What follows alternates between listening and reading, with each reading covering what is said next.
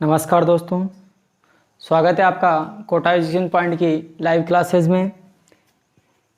हम पढ़ रहे थे बाड़मेर ज़िले के बारे में।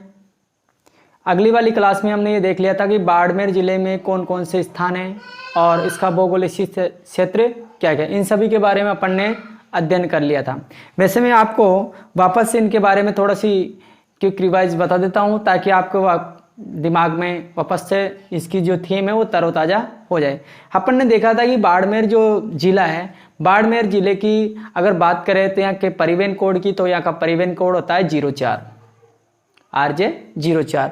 पर यहाँ पर एक स्थान और आता है बालोतरा। बालोतरा का परिवहन विभाग ने अलग से ही परिवहन कोड जारी किया है जिसका परिवहन कोड है RJ 39। ठीक है, इसके बाद में हम देखते हैं कि जो बाड़मेर है, बाड़मेर को कब बसाया गया था। बाड़मेर बसाया गया था 1552 ईस्वी में। राव बहाड़ा, यहाँ राव बहादा नामक दो नाम आते हैं यहाँ पर, दो राजाओं के जिन्होंने इसको बसाया था। बाड़मेर जो है, ये बाड़मेर जाना जाता है तेल और खनिज, प्राकृतिक गैस वगैरह इन पदार्थों के लिए सबसे ज़्यादा फेमस है। और बाड़मेर में हमने आगे देख लिया था कि बाड़मेर का जो अर्थ होता है वो होता है बाढ़ का किला।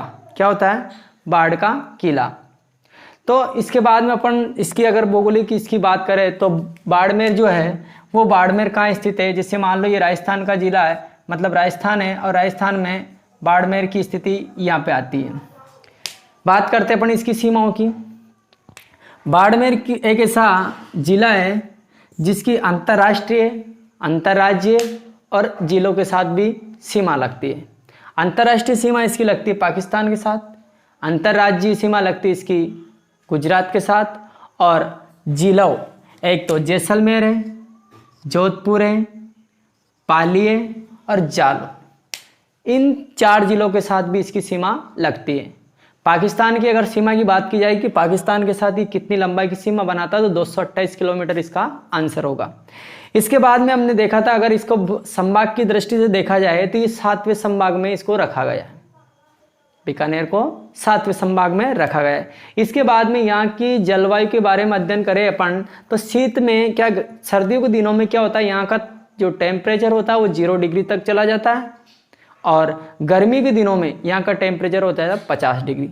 हम कह सकते हैं कि शीत में या शीत ऋतु में यहाँ पे शीत जलवायु पाई जाती है, ठंडी जलवायु, और गर्मी के दिनों में यहाँ पर उष्ण जलवायु पाई जाती है। यानी कि दोनों का मिक्सचर है, इसलिए इसको कह सकते हैं अपन विषम जलवायु यहाँ पर पाई जाती है। बात करते हैं यहाँ की मिट्टी की।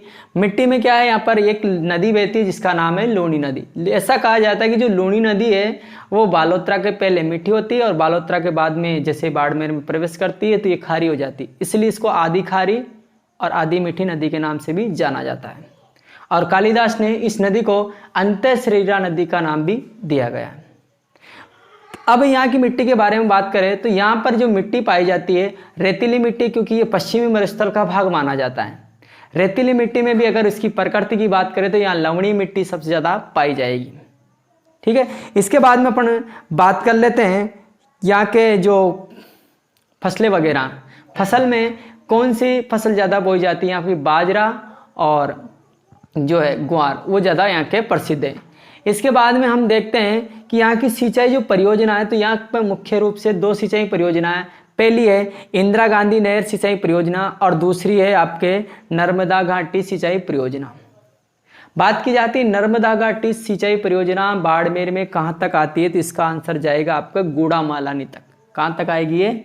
गुड़ामालानी तक आती है। इसके बाद में हम देखते हैं कि यहाँ पर एक सबसे फेमस झील है पंचभद्रा झील।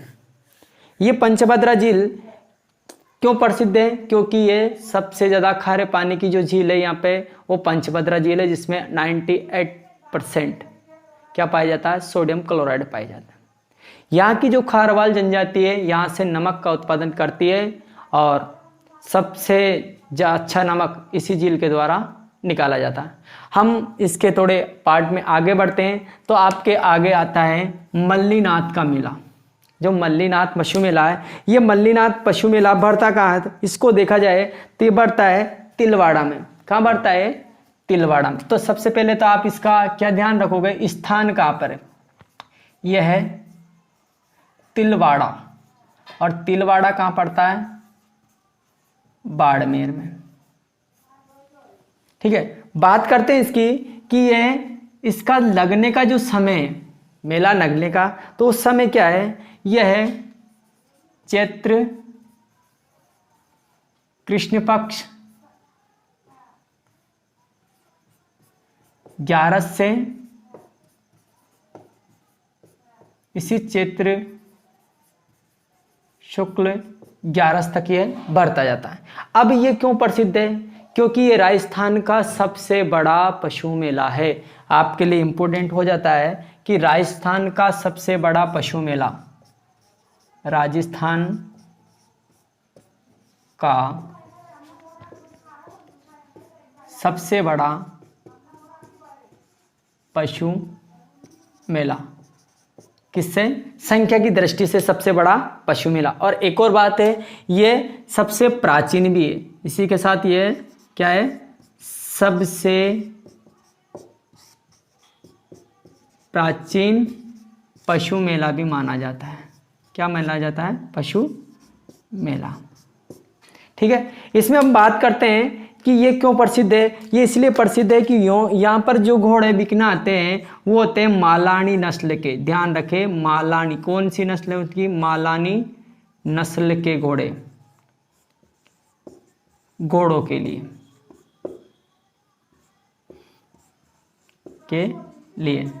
तो हमने देख लिया कि मल्लीनाथ का जो पशु मेला वो बढ़ता है तिलवाड़ा बाड़मेर में। कब बढ़ता है? चैत्र कृष्ण 11 से लेकर चैत्र शुक्ल 11 तक बढ़ता है। क्यों प्रसिद्ध है? क्योंकि राजस्थान का सबसे बड़ा पशु मेला, साथ में ही प्राचीन भी है। और किसके लिए प्रसिद्ध जाना जाता है? मालानी नस्ल के घोड़ों के लिए जाना जाता है। स्क्रीनशॉट लीजिए इसका।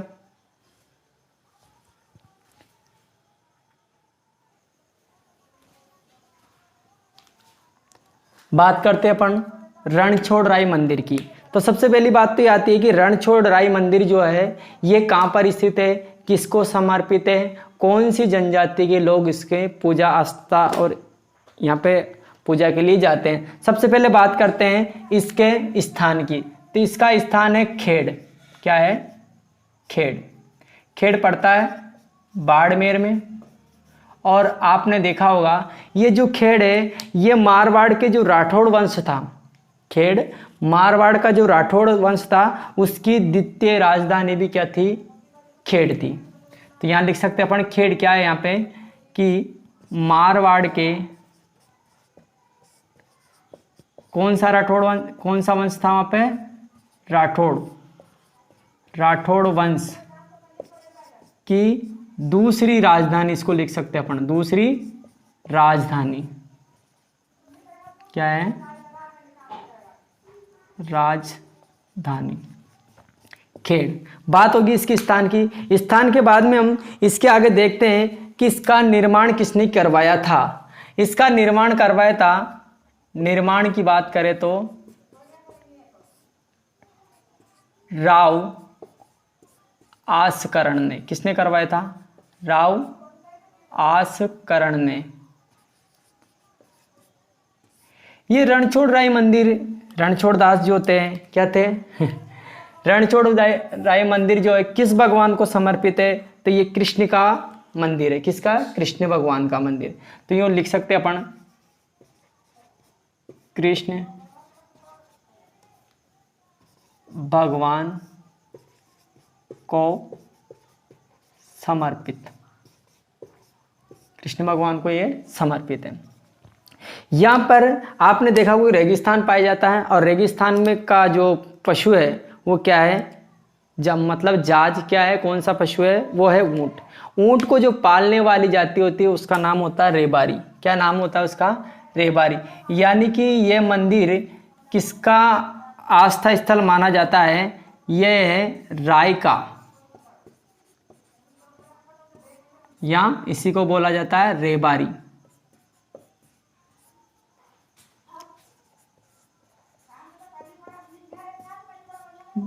जनजाति के लोगों का क्या ये पूजा स्थल है। तो बात होगी रणछोड़राय मंदिर की, कहाँ पर है? खेड़ पे। खेड़ कहाँ है? बाड़मेर में। ऐसा कहा जाता है, कहा क्या जाता है कि जो खेड़ है, ये खेड़ राठौड़ वंश था जो मारवाड़ का, उसकी सेकंड राजधानी थी। मंदिर किसका है? कृष्ण भगवान का मंदिर है। और किसने बनवाया था इसको बनाया था राव आस्करण ने। इसके बाद में यहाँ की जो आस्था, किन लोगों की ज़्यादा आस्था है यहाँ पर? रेबारी या रायका लोगों की ज़्यादा इसका आस्था का ये स्थल है।